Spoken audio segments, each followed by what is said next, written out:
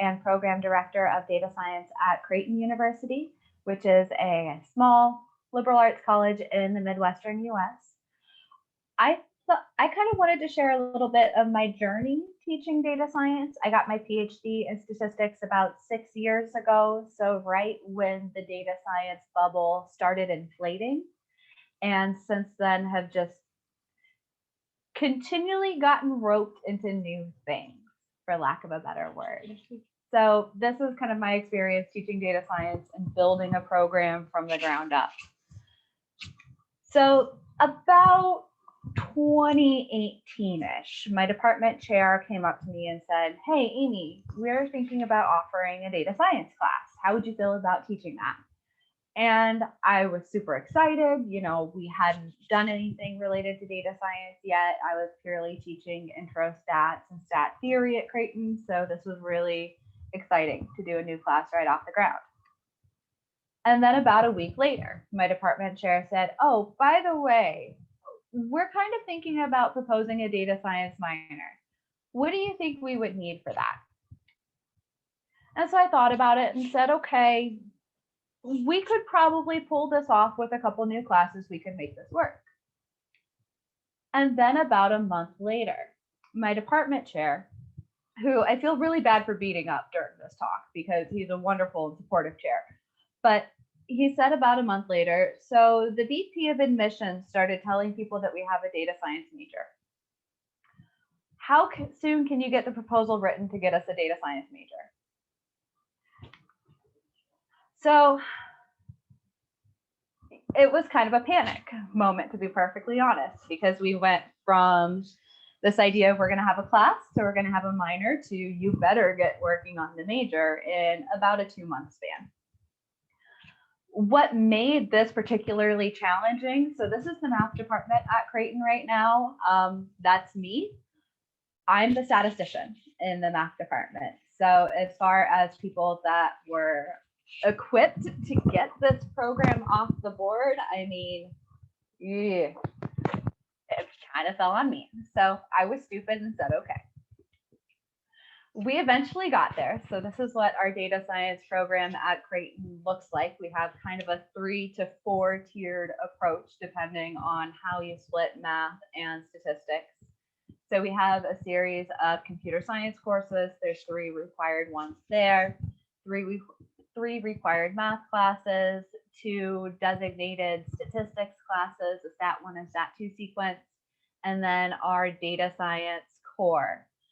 About half of these were new courses that we had to propose or are still proposing to get the major off the ground.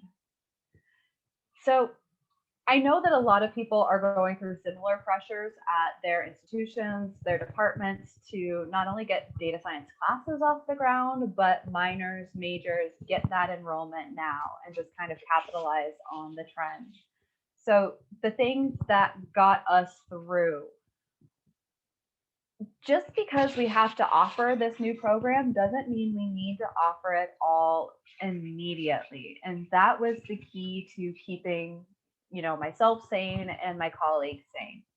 This is what our actual timeline ended up looking like. So we didn't introduce that first course until spring 2019. So we launched Intro to Data Science then. Independently, computer science had started talking about data science. So they launched a course they called Data of, by, and for the People. At Creighton, data science or math and computer science are not only separate departments, but separate departments with some history. So it took a while to get the 2 departments talking and kind of on the same page for what this should look like. So we got our minor approved in spring of 2019. First graduates came about a year later with the minor in spring of 2020. That was when we finished introducing classes for the minor. So we went as slowly as we could. We introduced 1 new course at a time. About a year after the minor was officially approved, the major was officially approved, and we had a couple new courses once the computer science and design department was on board, but they all didn't need to come out right away. and whatever you can do to make the rollout manageable, definitely prioritize that. We also had to make some really strategic partnerships to get this off the ground. So like I mentioned, math and computer science at Creighton are separate and have some history. So it was really difficult at first to get the two departments together. The solution ended up being that myself and a computer scientist who had been brought on at the same time, so we were both younger, kind of independent of the historical beef, we were able to come to a middle ground on the proposal and then get everyone from both departments behind. So that was the solution to getting around that. But now the major has two departments, two chairs, double the meeting. Faculty development was also a really big challenge for us. How do we build the capacity to teach data science? And ultimately, that meant getting mathematicians on board with teaching statistics, teaching data science. It really didn't start to sink in with a lot of the colleagues in my department that this was the way I needed to go or the way they needed to go until I showed them this plot on the left. This is enrollment data in math courses versus statistics courses. And when you start to show them how much this is growing, that kind of gets them on board. So the biggest tools that we had, we shared resources, we helped push math colleagues, math faculty in the right direction in terms of workshops. Even with COVID, that actually got kind of easier because the workshops moved online. We built our program based on existing recommendations. So we really pulled data from Park City, the Association for Computing Machinery, the ASA GAZE report was really helpful for us too, getting others up to speed. Strategic hires, when possible, have been really important. In the last year, we've been able to hire 2 people, one in math, one in computer science, that are focused on data science. And that's really key to getting this off the ground too. Pedagogy was probably the biggest shift in helping people go from not teaching data science to teaching data science. Really helping them realize that active learning is going to be really important, especially not just with data science or statistics, but any course around this. We don't program in a bubble. We don't visualize data in a bubble. Students have to be doing this hands-on in class to really get the biggest benefit. Transitioning to a bi-weekly lecture day, lab day schedule was, I think, the most successful strategy so far within my department. I've also had to encourage colleagues that experimentation is okay, especially coming from other disciplines. There's kind of this idea that you have to go in knowing the theorems. And in data science and with data-driven examples, you can't do that. You can't go in knowing the answer to everything because there isn't an answer to everything. So experimentation in front of students, live coding, that's okay, that works. Not only that, but the field is rapidly changing. So as instructors, we have to be able to rapidly change to meet this schedule. My biggest piece of advice as somebody who's been teaching data science for a little while now is to work harder and then smarter. So I'm a big proponent of putting a ton of effort, and I hate to tell people to put a ton of work in, but put a ton of work in the first time you teach one of these classes, because then you can go back to it later and it's already there. Make the labs good, or at least build a starting point, because you can go back to those, especially in this field. Class prep is really hard the first time, but after that, it's a lot more of a breeze. So look for teaching materials that are out there. There's tons of resources on GitHub. I find tons of resources from people on Twitter. For me, work harder, but don't overcommit. That was the biggest tool for my personal success, was saying that, yes, we could do this, but you have to let me do this at my pace. And so that's just kind of been my journey on teaching data science and teaching data-driven courses. Thank you so much, Aimee. Oh, I have so many questions about this, but I feel we should keep going, and then maybe we can come back to questions at the end. But that was just, I mean, I'm looking at all the stats faculty that were just in this faculty meeting, essentially all about this. So it was very much on point. So thank you very much. If we just keep going with, if we could just go alphabetically if that works for you. So we'd go Ashley, and so Ashley's actually a neuroscientist, and Farah, you're gonna love this, but Ashley's actually gonna talk about Python. So you know, and she literally wrote a book about how to be a neuroscientist. Canada takes a little bit while to get books, but my copy is in the mail. And so if you want to be a neuroscientist, then I guess that's the book to get. But thank you very much for agreeing to talk, Ashley. Yeah, thanks so much for having me. Yeah, and there's actually quite a bit of data science in that book, because right now those are largely intersecting. So yeah, what I'm going to talk about today is about some of the efforts I've been involved in to actually integrate coding and data science into some of our neurobiology classes. So I'm an assistant teaching professor. I also do quite a bit of science writing when I'm not teaching, and I'm at UC San Diego. So you know, you might wonder why I think neurobiology students need to learn how to code or need to learn how to do data science. And there's a few different reasons. One of the things is, if you go into most neuroscience labs, they're doing custom data acquisition. So they're sort of programming Arduinos or doing other things to kind of get the data they need. Of course, there's statistics, data analysis, visualization. Most of these are custom pipelines for different neuroscience needs. And then, of course, if you're a computational neuroscientist, you need to do computational modeling in some sort of code. And so I see there's a lot of different reasons for many of our even biology students to learn this.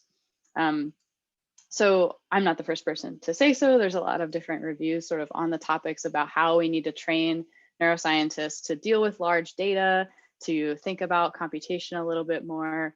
And this, as I said, is a big part of the book that I wrote last year, which is to try to encourage students, even if they're a bit wary of coding, to get a bit of coding experience, or at least try it. So one thing, though, is that at the moment, actually very few neuroscience programs require coding, and only some of them actually offer it as an elective. So if you look at undergraduate neuroscience majors across the US, at least, only 6 of 118 institutions required coding, and 9 included it as an elective. So that's from one study from 2017. So very few are even offering it. And even in PhD programs, only a few require programming, and about half have it as an elective. So even though neuroscience really includes a ton of coding, you'll find very little of it in terms of required or elective coursework. And if you sort of ask, so a couple of years ago, I ran a big survey of neuroscientists to try to understand, like, when do people learn how to code? When do they get exposure to coding or working with data? And for most people, it's in their graduate career. So most people say they took a graduate class, or took a coding class rather, in graduate school, and that's highest for current graduate students. So that kind of makes sense, because over the years, you know, current faculty who are in neuroscience have never probably taken a coding class, most of them. Some postdocs have, but even more so now, there's more and more graduate students who have. And for me, I see this as a matter of equity too, because as you're probably well aware, more and more jobs require programming experience, and the jobs that do require programming experience pay more. So for me, when I look at sort of the diversity of, you know, our computer science department versus our biology department, the biology department is much more diverse, includes more female students and students of color. And for me, that means, you know, we have a sort of unique opportunity to train those students. And if we sort of reiterate that only computer science majors go into computational jobs, then we're sort of just reinforcing these cycles of inequity. And I can see that really clearly. So at the moment, I teach a neurobiology lab class and a neural data science class. And I usually ask students, you know, how much coding experience you have coming in. Almost all of them have no coding experience, but they're actually really interested in learning how to code. So if you ask them, you know, are you interested? They say, yes, I'm at least somewhat interested or very interested. So the sort of course the case I've been trying to make in my department is that we can integrate coding into our neurobiology courses. And we've especially been doing this in remote lab courses, because teaching online lab classes are really, really tough, but we can learn how to code online. The thing that makes this possible in neuroscience is the amount of data that is online. This is a timeline of the Allen Brain Institute. They're up in Seattle. They collect a ton of data, literally petabytes of data. It is all online. You can even work with the raw data for almost all of these. So they have things like viral tracing between different brain areas. They have all of this genetics data and gene expression data. They have electrophysiology data where they've recorded from different cell types in the brain and can speak to their activity. And they even image and record from cells in the brain while animals are doing different tasks, like watching things or making decisions. And so there's just a ton of neuroscience data online. Two other really good resources are Neurodata Without Borders. This is a data science, a neuroscience data format that people are trying to sort of promote as a sort of standard format for neuroscience data. This, of course, is a huge barrier because a lot of neuroscience data sets are in different formats.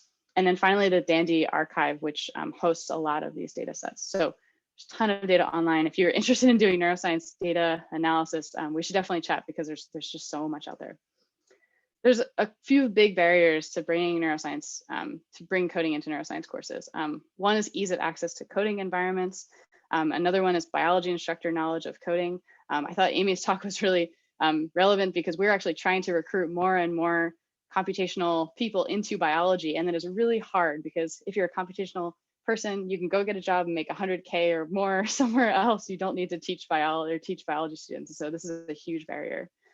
I think one thing that I think about a lot is sort of the difference between teaching programming to sort of a computer science audience versus more applied programming to a biology audience. And I think this isn't something that this is kind of like where we're at right now. Like we want our biology students to learn how to code, but they don't need to know a lot of the back-end stuff. They don't need to know a lot of the sort of theory behind many of these things. How do we really make it efficient so that it's less daunting for a biology student to learn?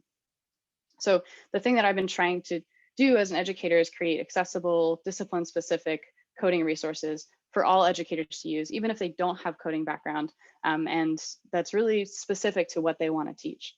And so I'll say too, I have a PhD in neuroscience. I didn't learn how to code until I was a graduate student. I've never taken a formal coding class myself. And I think now many of us are sort of in this position where we've learned how to code. We're trying to teach others how to code, even without having that formal sort of understanding ourselves. Students come in with preconceived notions about coding as well. So they say, I'm intimidated because, you know, I have buddies who are computer science majors and they share their stresses to me sometimes, right? Or I've heard really awful things about computer science courses. I'm not very comfortable because I'm not a computer person and numbers stress me out. So students are really coming in with a lot of sort of notions about why coding might be tough. So there's a few different strategies I try to take when I'm teaching coding to neuroscience students. And the first thing is to really express, especially to a biology audience, right? There's no programming gene. You're not born knowing how to code. It's a skill just like anything else. So sort of framing it like learning a language, encouraging growth mindsets around coding. So the idea that we can learn, you know, you're not born with it, that you can grow in this area. There's some really interesting research, educational research on teaching with growth mindsets. So growth mindsets, those students that have them perform better over time, even in really tough fields like organic chemistry. And I think that those are really promising. The other thing that's really interesting is there's a lot of studies on, you know, if you believe that your computational abilities are malleable, you have a greater sense of belonging in the field, you respond better to difficulties, and ultimately you achieve more. And so trying to instill these sort of mindsets in our students, I think is really, really important. And then finally, encouraging teamwork and pair programming. This has been really, really important in our classes, trying to instill that, you know, programming isn't this thing that students do, typing away in a solo room, right? That data science projects happen in teams and all of these things. So you pointed out that, yeah, I'm going to talk about Python. So I thought pretty closely about considering a programming language as I started teaching this because I was actually trained in MATLAB. That's probably a bad word in this group. So I'm sorry. I learned MATLAB in graduate school. I decided when I became a teaching professor, I was like, I can't teach MATLAB. I won't do that to anybody else. So, you know, although MATLAB I think has pretty low conceptual entry, it is expensive. And if you're going to go into data science or any other field beyond scientific research in academia, MATLAB's probably not what you're going to use. So I went with Python. I think that in neuroscience, Python and R are I think fairly equally used. MATLAB is used quite a bit as well.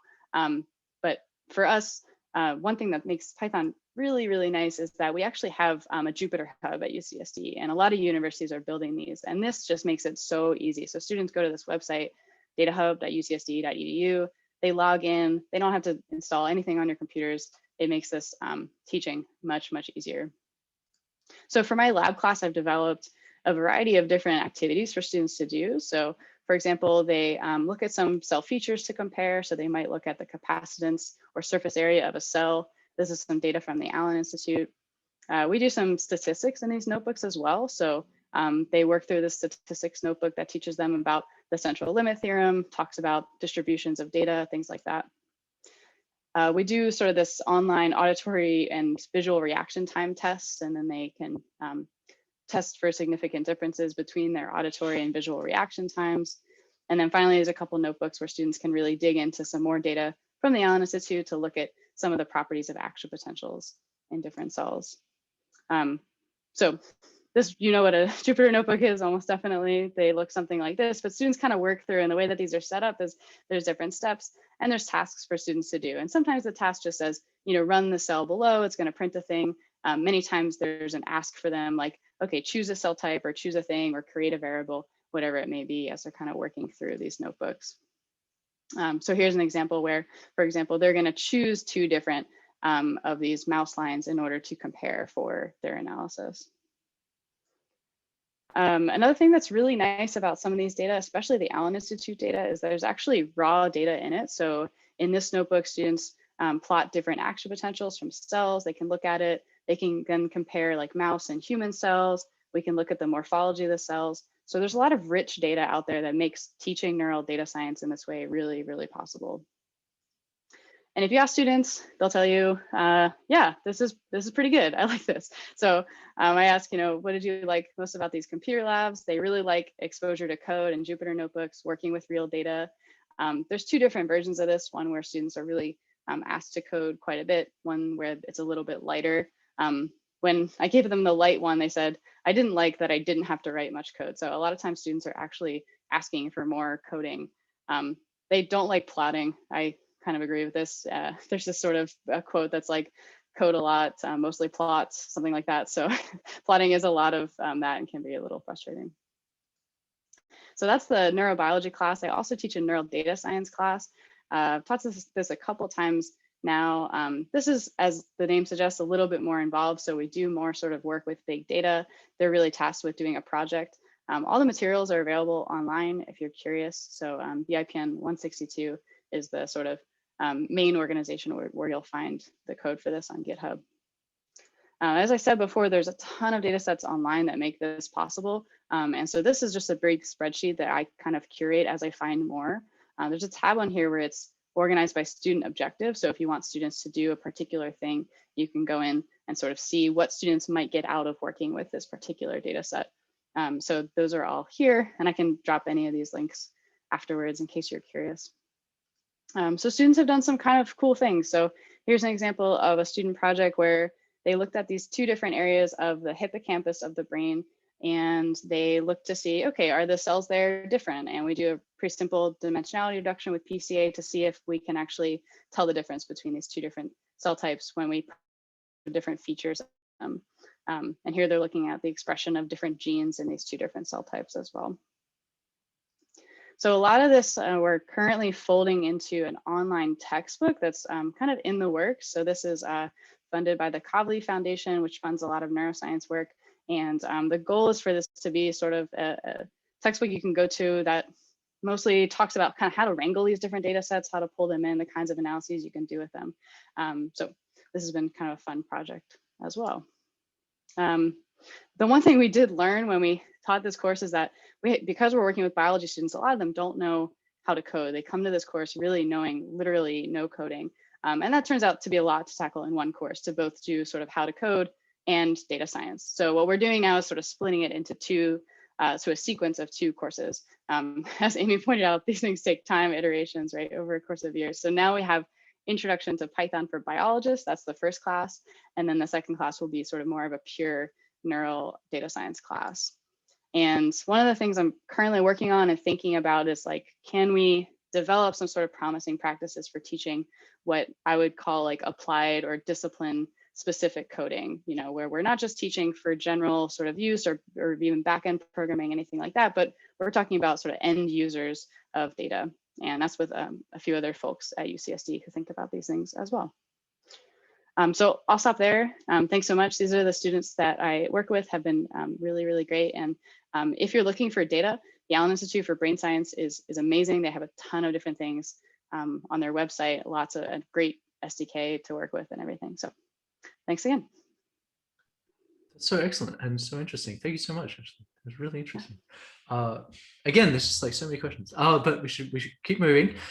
So Chris Papalia is a teacher at St Andrew's College here in Ontario, and I suspect he's the only one here who's ever actually learned how to teach. So Chris, desperate for your talk. Oh, well, I'm not sure I have any silver bullets here.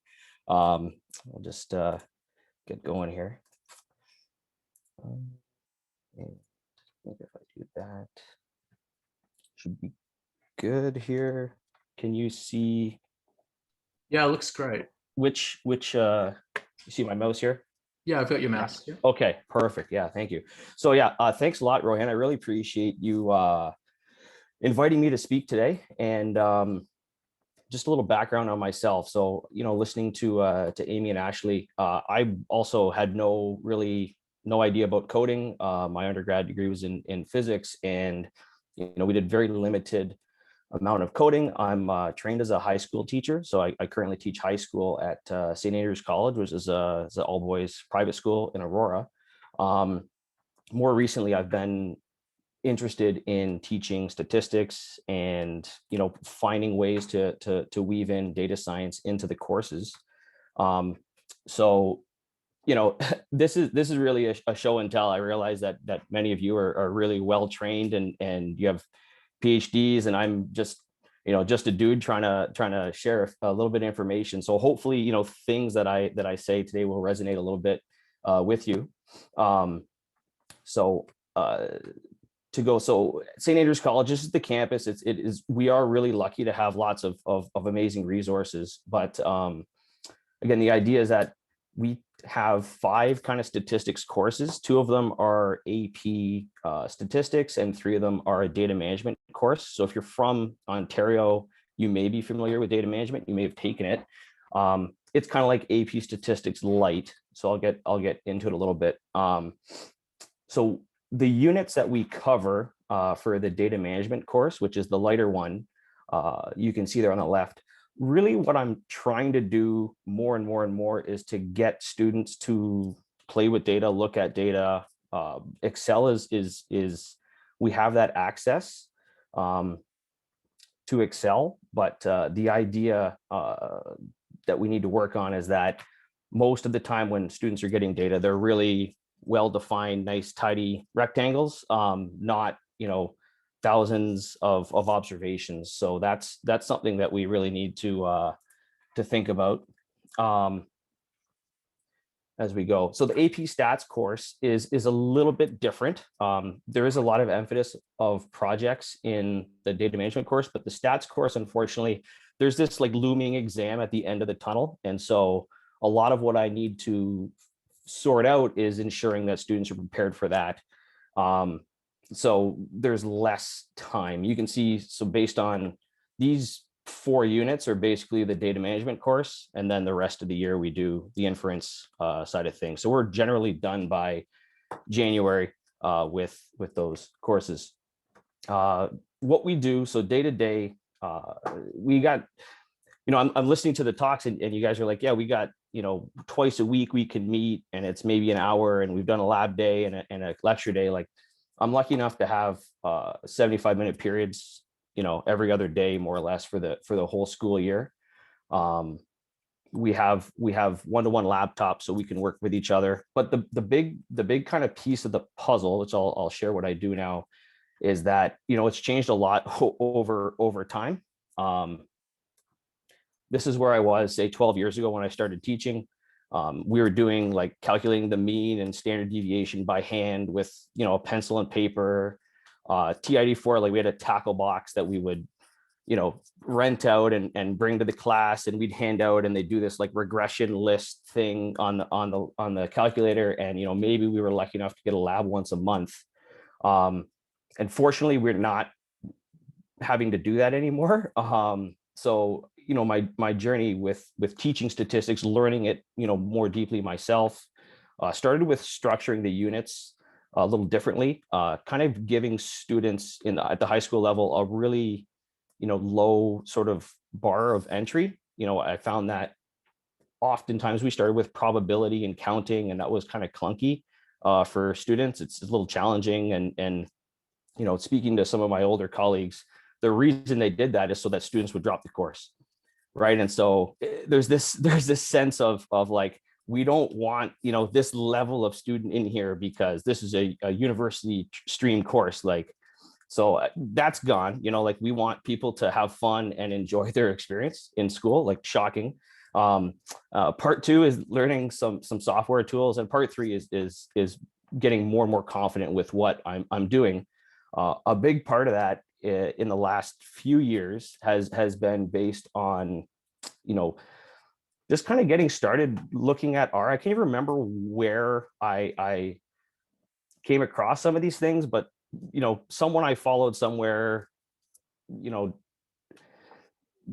showed me something, and I started looking at it, and more and more and more. And anyway, so I'm kind of in this like R vortex of learning statistics and trying to learn more about it and playing with things. And it's really sort of permeated into the classroom. So this is pretty cool.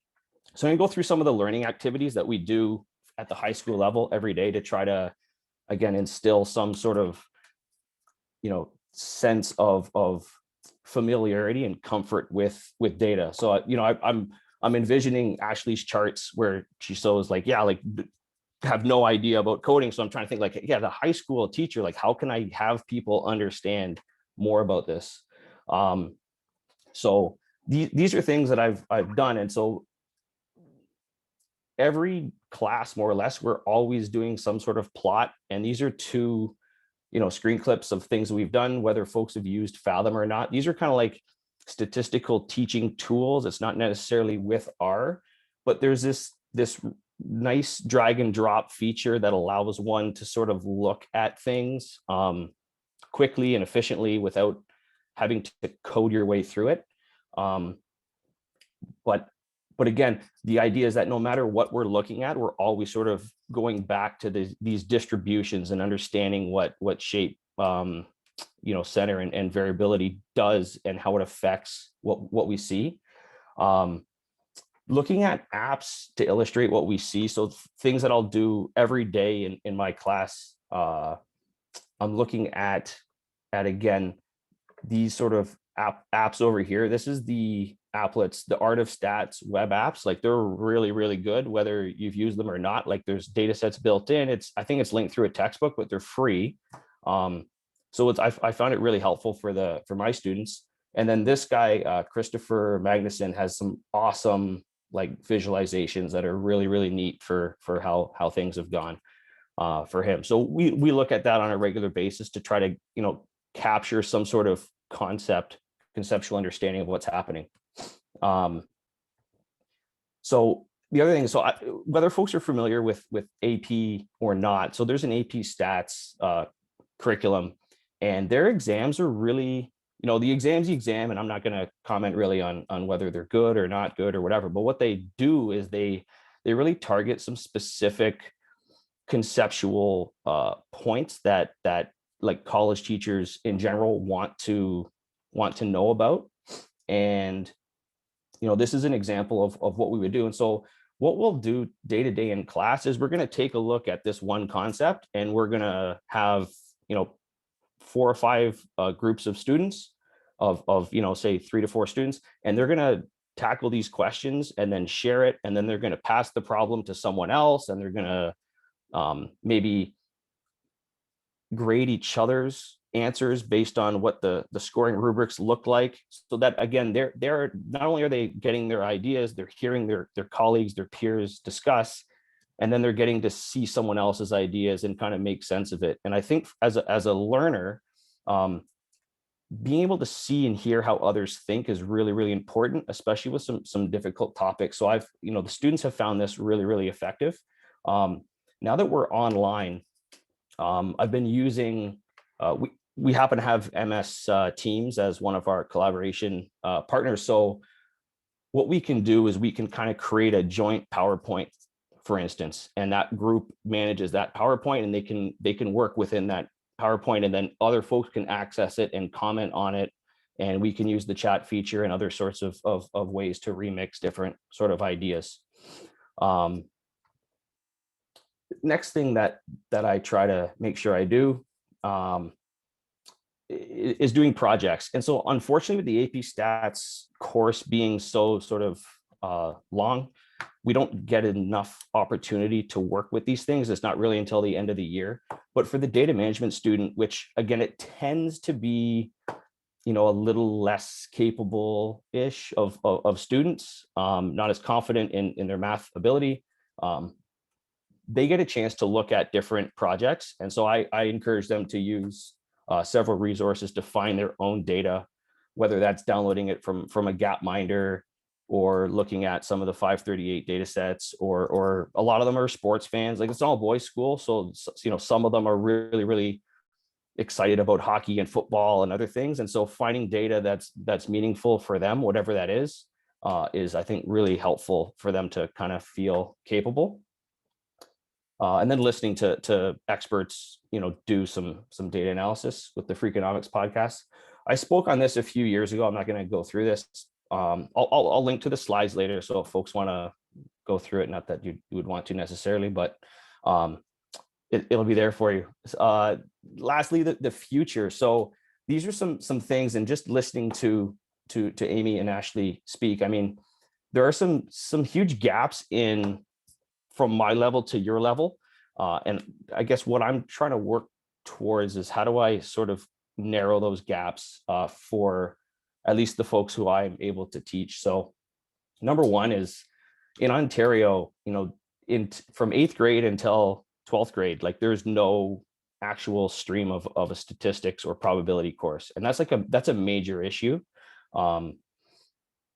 So that, you know, if we could figure that out as a group or as a province or whatever, like, that would be great. Secondly is the calculus. I mean, so many students are so hung up on calculus that they need to take it, because if they're not taking calculus, then, you know, they're not getting into whatever program that they want to get into. And the more competitive programs use that as a sort of barrier for entry, like a measuring bar.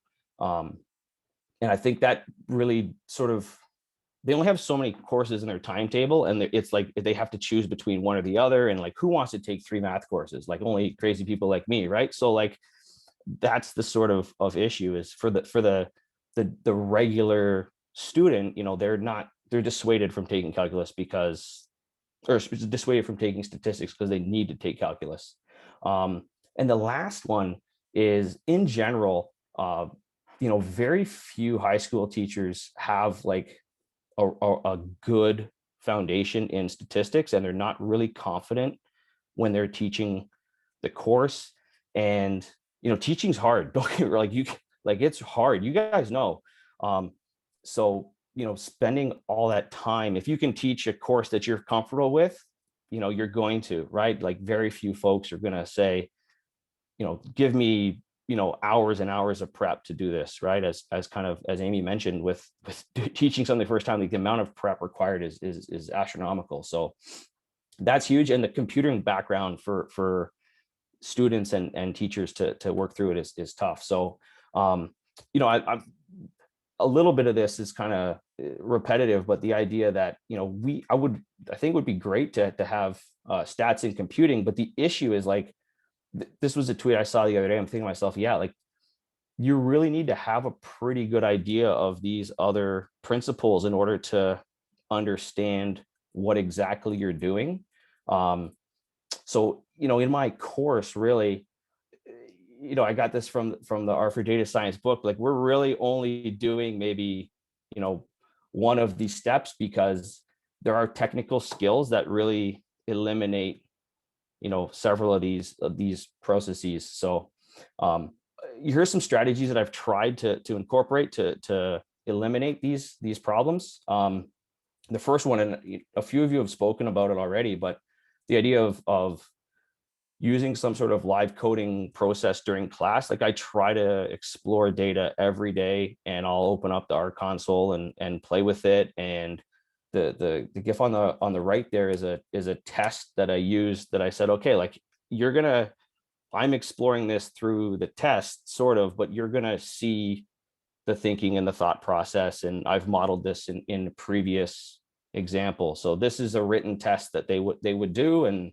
I kind of walk them through an exploratory data analysis and changing the models with the Palmer penguins data, and asking them some questions about it. So it's kind of neat. The other things, so that last one was a check yes. This is a don't do. These are my students. They're beating the crap out of their computer after I said, like, yeah, like last year, let's just play with these open intro labs on Tidyverse, and you've never even looked at R before, and I just want to get right into it. Yeah, it's a bad idea. So like it needs to be delicately, introduced in a friendly way.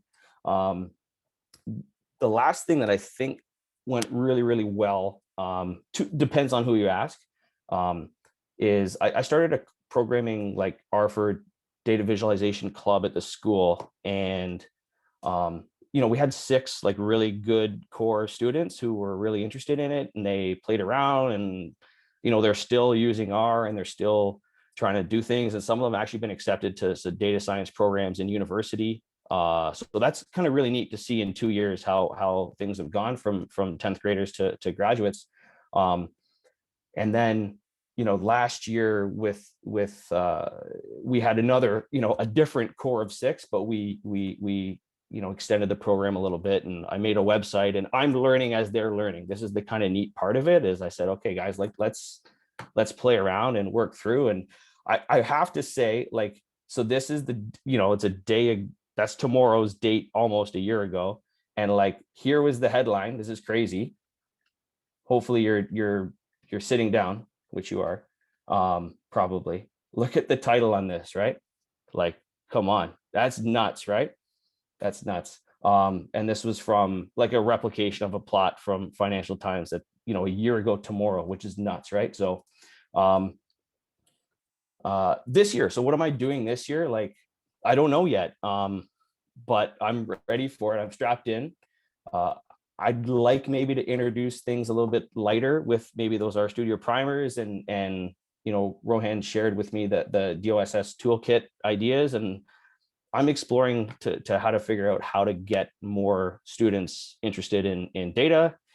And I'll wind down here in a second. A few of my computer science colleagues, I think, joined on. So I think collectively, the 3 of us are trying to figure out ways to get more just computing happening in high school in general. So yeah, that's it. So thank you very much. I really appreciate your time and listening. So thanks a lot.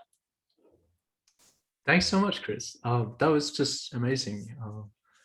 This is, I don't have favorites, right? We don't have favorites. I love all my children equally, but I think this is my favorite Neurodata workshop session every single term, right? Because it's just such a nice discussion. And so our final speaker is Sam. And I'll just say a few words about Sam, because Sam and I co-taught a subject earlier this year, and it was quite an experience. We were both very new, and there was a pandemic, and there was like 600 students, and it was all very overwhelming. So Sam, well, I don't know, I used to like just be crying on the phone to Sam, and I think Sam was the only reason that we really got through it. And so I just really appreciate Sam and everything that she brings to the stats department, and as a person more generally. Sam actually loves trivia. So I just made a few slides to introduce Sam to you. And so you can can you see the trivia slides? I did mention trivia in my talk too. So right, you got it. Yeah. So there'll be just 3 trivia questions, and so just put your answer in the chat as to what your guess is. And so our first question is, which does Sam prefer? Her dogs, trivia, or statistics? So just put your guess in there. And I'm not actually sure of the answer to this one, Sam. So I mean, is it fair to make you choose between these 3? Not really, but I would probably say my dogs. I almost put your partner in there as D, but I decided not to make you choose between that. What was Sam's thesis on? A, astronomy, B, political, or C, cancer data? And I do know the answer to this one, and Bethany actually knows this one as well. Michael knows it, Maria. So it was cancer data. And our final question is, Sam is an amateur what? A is juggler, B is unicyclist, and C is fire eater. Sylvia is very confident in fire eater, but it's, Sam, correct me if I'm wrong, but you can actually ride a unicycle. Is that correct?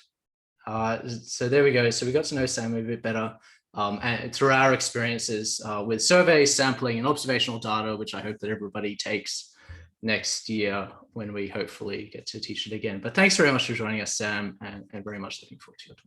Oh, thank you. That was fun. That wasn't quite trivia. It was like more like 50-50 or guessing. But yeah, thanks so much. And I'm gonna pre-apologize because you asked me to do this talk and it's the middle of exams. And I've been doing a lot of human management this week, or a lot of student management.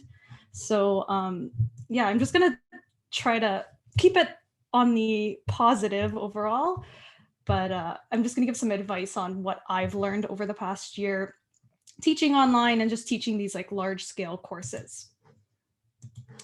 All right, so a little bit about me. This is a picture of me and myself in about 5 years. Obviously, I'm just kidding. That's my grandma. We were watching the Toronto Data Workshop in the fall together when I got this picture taken. So I'm a self-described data statistics and education enthusiast. And a lot of my focus, or I hope to focus on, I haven't really had much time to, is on high school outreach. So like what Chris was describing, I would like to eventually implement a statistics program in high school. That's like my goal. Hopefully we'll get there because Ontario's kind of slowly but surely hopefully going to get there. So teaching online during a global pandemic, this is what it just felt like. It's especially over the past few months.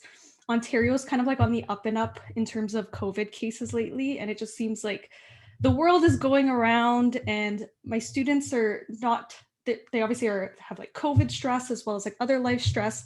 And then I just feel like we're kind of plugging away teaching these courses, obviously adapting, but working from home in general or like teaching online is kind of feeling like this meme a lot of the time recently.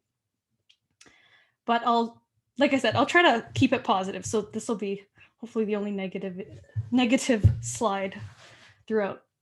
So I wanted to focus on some things that worked well, some things that I had to adapt between last semester and this semester, as well as some things that I would just generally recommend that I did for myself. And I would recommend to others teaching, especially teaching large scale courses. So since we were online, we tried to, when Rohan and I were prepping our course last year, we tried to put in more assignments than tests. And this was like twofold. We were teaching an applied stats course, so we obviously wanted to have more applied statistics in there. And the other thing is when you're teaching online, having timed tests are more challenging because you have to think about time zones, academic integrity issues, and then there's just like other cons to having tests versus assignments. So there's some cons here. It's obviously better for diversity and inclusion, time zone friendly. They encourage time management among students. And it was a nice addition to students' CVs or resumes. We have, well, in our course last semester, I had about 600 students and Rohan had about 250 or 300. And so all of them, not all of them, but a lot of them want to do projects and stuff.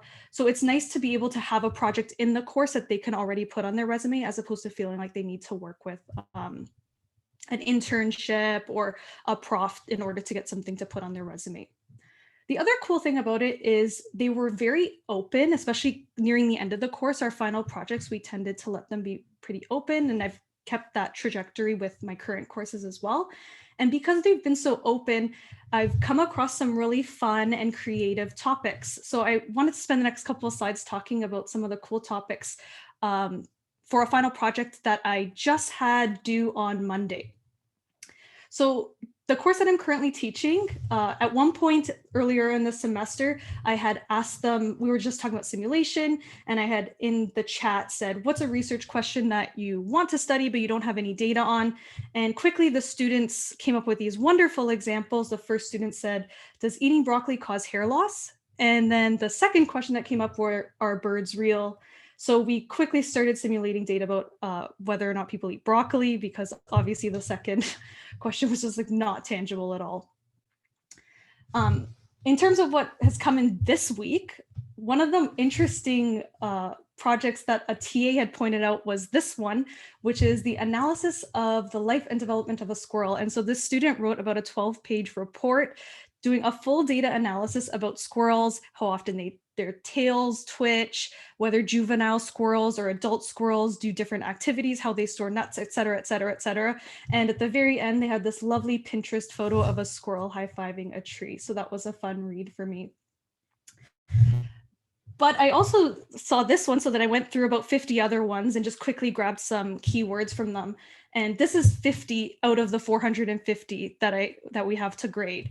So there's a lot of different options. There's very diverse things like lots of sports stuff, NBA, a lot of tech stuff. Most of the students are into economics or in a finance major as well as a stats major. So there's a lot of like stock market interest and stuff like that. So there's like a lot of different variety. And that's one of the really cool things about teaching these large courses is even if 10% of them do something really out of the box, that's still like 50 really out of the box ideas that are coming up that you would have never thought of on your own. Another thing that worked pretty well was I decided to do I had a peer review component in my final project. And so the peer review was just for completion points. So I made the requirements really, really minimal. So it was just like they had to write a really small draft. It was like at least 100 words by a certain date. They got a completion point for doing it. And then they would have to review each other's rough drafts. And overall, it was really great. I did that last semester, and so I did it again this semester because the students liked it because it's basically like free points. And I liked it because they're getting feedback quickly, and they're getting feedback from their peers, which is usually better received than feedback from a TA or from me. So it gets them exposed, they get feedback from their peers, and they get started earlier on the project. The other thing that was nice was I put in a disclaimer that the comments had to be kind. So they learn how to give constructive criticism, and giving criticism is already hard. Giving criticism through text is even harder. So all the comments that I've read through have been relatively kind or positive and constructive overall. And they're all under the impression of helping each other. So it's just really, it's really cute to read through them. And it's really fun to see. Sometimes they have insights that we don't even see as well. Some things that I had changed this semester that I didn't have last semester were I added a course resource page and a course overview page to my overall class page. So at the very top, there's like a button to push for a resource page, and the resource page had links to like where they can get more statistics help, where they can get programming help, where they can get help with like how to write or how to write reports, mental health links, as well as just general links relative to their cohort. And then I also have a course overview page that I would update weekly. So this would probably take me about 10-15 minutes to do. And it was actually quite nice for me because I was able to summarize what I did. And when I would go into the week, I wouldn't be like confused about what I did this week versus last week or what I was going to do next week. So it would take me about 10 minutes a week. And if a student was falling kind of behind, it was a quick way for them to check that they're able to catch up quickly. The other thing that I added in this semester that I didn't have last semester was I just scrapped all tutorials and labs, since we have a lot of students across different time zones. So tutorials were really, they had like low attendance. So the lectures were already we had low attendance, but it seemed kind of unnecessary to have lectures and tutorials with low attendance. So instead what I did was I just had lots of office hours. And the students tended to really like it. The TAs also really liked it because they were only getting students that were really interested, and the students would bring questions, so they weren't feeling like they were spending all this time prepping for stuff that the students might not have even wanted. And then I also dedicated a lot of the TA hours towards answering questions on our class discussion board. And then, so mostly the TA hours just went toward grading because I had all these large open written assignments, and then it went towards office hours. So just basically using the TA support to support this new online course as opposed to how we would have used it maybe a year ago or more than a year ago now. And then just some things that I did to help myself. So last semester, it was like that whole everything's on fire and this is fine kind of thing. So going into this semester, I'm like, okay, I need to not think, like while I was planning the course, it was Christmas break. And so I'm like, oh, I can do all these things and life is going to be great. But I tried to remember back that when I'm in the middle of the semester, I'm not as, or I'm a lot more busy than I am in the Christmas break. So some things that I did for myself was I spent a lot of time writing my syllabus at the beginning. So both my syllabus or course outlines were like 12 pages long, which is pretty long, but I put everything that I wanted in writing early on. And then whenever a student would have a question, I could just direct them right to the syllabus. And I know that sounds really like silly or redundant, but it's helpful when it's already written. And then once you tell one or two students, they tell each other and they already know where to look, kind of thing. So that was some advice from Bethany, who I think is in the call. So thank you for that. Try to be as transparent as you can with them. So for instance, this week, like I said, we had a final project. The final project had already been extended. And then I had a whole bunch of other extension requests on Monday.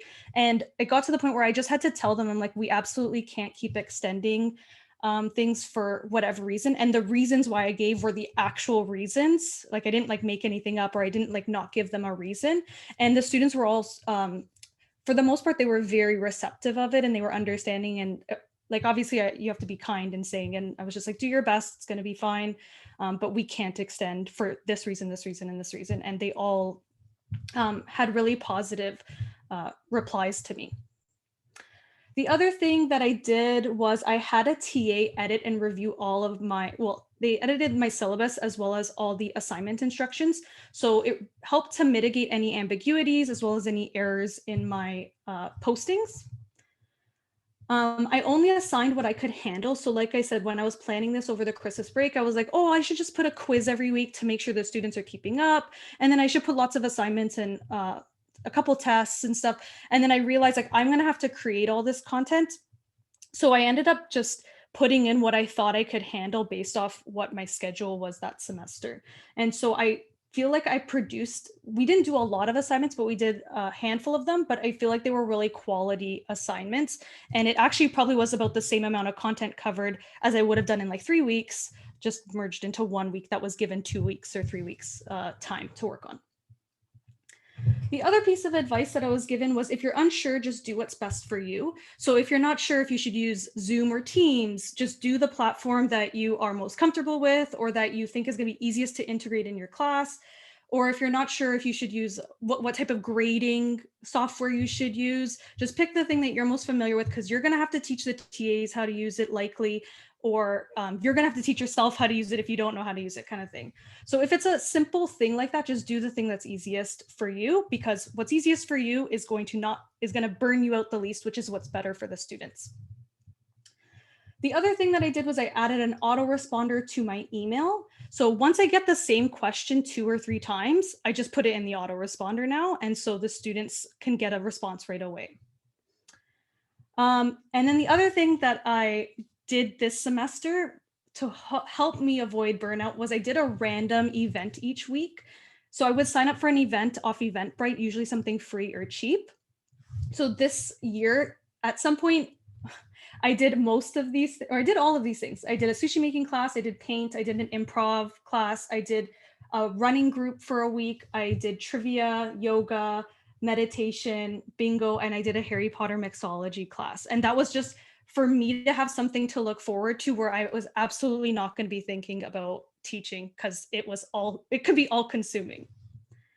So that's pretty much it in terms of advice or what I learned. And I just wanted to give a really big thank you to all the people that I worked with or who gave me solid advice. And the advice was in these slides somewhere, as well as a shout out to my TAs. So I have over 40 TAs, but these are the ones who did something that I definitely mentioned in the slides. And yeah, my contact info is at the end of this. So if you want to contact me, you can tag me on Twitter or send me an email. And you can get to see the autoresponder in action if you send an email. Yeah. No, thanks so much, Thank Sam. you. So I might stop recording and we'll take